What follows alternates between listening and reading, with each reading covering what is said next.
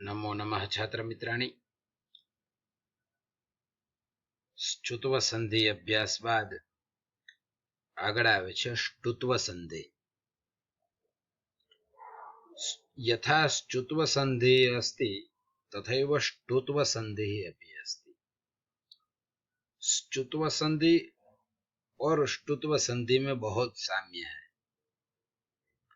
इसलिए जो ष्टुत्व संधि अच्छी तरह से समझता है उसे ष्टुत्व संधि भी समझने में आसानी रहती है।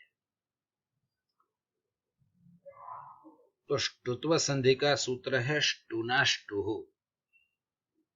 ष्टुना ष्टुः। ष्टुना स्तोः ष्टुना योगे ष्टुः स्यात्। स्तोः ष्टुना योगे ष्टुः स्यात्। स्तोः अर्थात सकार और तवर्ग का संयोग ष्टुना अर्थात मूर्धन्य षकार और टवर्ग के साथ जब हो, योग सकार तवर्ग का संयोग जब षकार टवर्ग के साथ हो, तब सकार तवर्ग के वर्णों के स्थान पर षकार टवर्ग के वर्ण आदेश हो जाते हैं। जिस प्रकार ष्टुत्व संधि में षकार तवर्ग का संयोग जब षकार चवर्ग के वर्णों के स्थान पर होता था तब षकार तवर्ग के स्थान पर षकार चवर्ग आदेश होते थे, उसी प्रकार से सकार तवर्ग का संयोग यदि षकार टवर्ग के वर्णों के साथ है तो सकार तवर्ग के स्थान पर षकार टवर्ग वर्ण हो जाएंगे। यानी दोनों सूत्रों में परिवर्तन सकार तवर्ग का ही होता है, लेकिन ष्टुत्व संधि में षकार चवर्ग आदेश होते हैं और ष्टुत्व संधि में उसके स्थान पर षकार टवर्ग के वर्ण आदेश होते हैं। यह बात हमें ध्यान रखनी है, इसलिए इसको ष्टुत्व संधि कहते हैं। जैसे कि हम देखें ष्टुत्व संधि में, तो ष्टुत्व संधि में क्या है कि सकार तथ दधन का संयोग षट ठडढण, तो क्या होगा आदेश? सकार के स्थान पर षकार, त के स्थान पर ट, त के स्थान पर ट, ठ के स्थान पर ठ, द के स्थान पर ड, ध के स्थान पर ढ और न के स्थान पर ण आदेश होते हैं। सकार तथा तवर्ग के बाद यदि षकार टवर्ग का वर्ण हो तो सकार तवर्ग के स्थान पर षकार टवर्ग वर्ण हो जाते हैं। यही ष्टुत्व संधि है, जिसके उदाहरण हम देखें तो हरिश धन षष्ठः, हरिश इत्यत्र वर्तते दन्त्य सकारः, तस्य संयोगः मूर्धन्य सकारेण सह। हरीशમાં જે દંત્ય સકાર છે તેનો સંયોગ મૂર્ધન્ય સકાર સાથે છે, અતઃ સકારના સ્થાનમાં મૂર્ધન્ય સકાર થઈ ગયો એટલે હરિષષ્ઠ।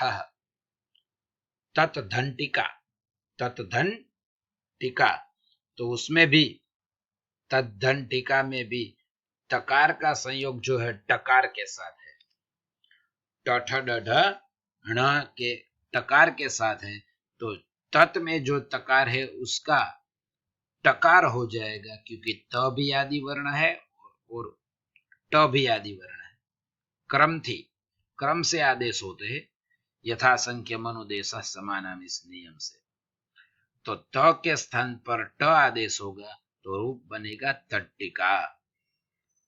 तत् धन डमरू, तत् धन डमरू, तो यहां तद ऐसा रहेगा तो आप ज्यादा सरल रहेगा आपके लिए, क्योंकि यहाँ दो संधि होती है। तो यहाँ में एक ही संधि से अभी ष्टुत्व संधि से काम चलेंगे। तद धन डमरू, तद धन डमरू, तो अब यहाँ दकार और डकार का संयोग है। देखिए आप, दकार और डकार का यदि संयोग हो तो द के स्थान पर ड हो जाता है, तो हो जाएगा तड डमरू। मनस धन टीकते, यहां भी दंत्य सकार के स्थान पर मूर्धन्य सकार आदेश होगा। क्यों? क्योंकि दंत्य सकार का टवर्ग के टकार के साथ संयोग होने से मूर्धन्य सकार आदेश हो जाएगा, तो रूप बनेगा मनष्टिकते। मनस धन ठक्कुरः, यहां भी सकार का संयोग ठकार के साथ होने से रूप बनेगा मनष्ठक्कुरः। प्रेषधंतम, प्रेषधंतम, मूर्धन्य सकार का तकार के साथ संयोग होने से तकार के स्थान पर ठकार हो जाएगा। थकार होना चाहिए, उदाहरण थोड़ा हम गलत लग रहा है, थम होना चाहिए, तभी थ के स्थान पर ठ होगा ना, तब बनेगा पृष्ठम। प्रेषधन थम, प्रेषधन थम, थम होगा तब थ के स्थान पर ठ होगा, तो रूप बनेगा पृष्ठम। इस धन तह, इस धन तह, यहां त का ट हो जाएगा, तो रूप बनेगा इष्टः। किस सूत्र से?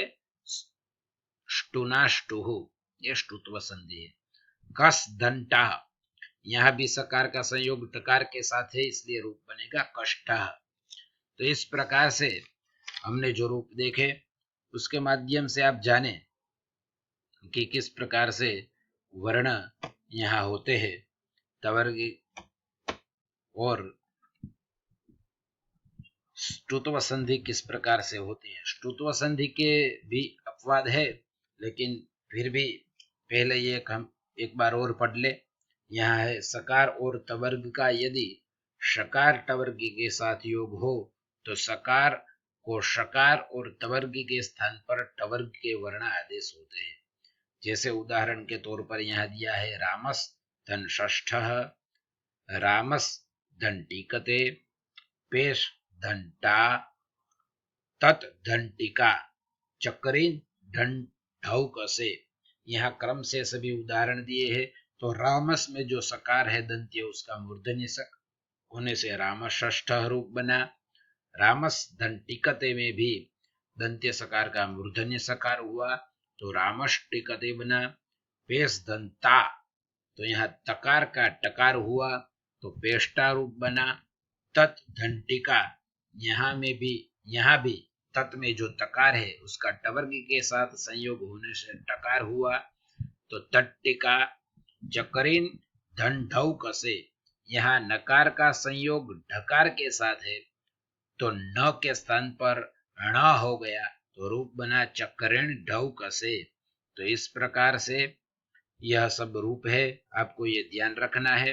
और इसका अपवाद जो यहाँ सूत्र में निर्दिष्ट नहीं है, लेकिन हम बता रहे हैं आपको, उसका नियम है तोहोशी। सूत्र के माध्यम से नियम याद रखना एकदम सरल होता है, क्योंकि सूत्र की व्याख्या से वृत्ति, सूत्र की व्याख्या वृत्ति होती है और उसको हिंदी में समझने से और बड़ा हो जाता है। सूत्र अर्थात एकदम छोटा अल्प अक्षर जिसमें हो उसे ही सूत्र कहते हैं। तोहो से उसे समझिए। तोहो माने तवर्ग, यदि तवर्ग से पर में यदि शकार हो, तवर्ग के वर्णों से पर में यदि मूर्धन्य सकार हो, तब यह संधि का नियम लगेगा नहीं, यह ष्टुत्व संधि नहीं होगी।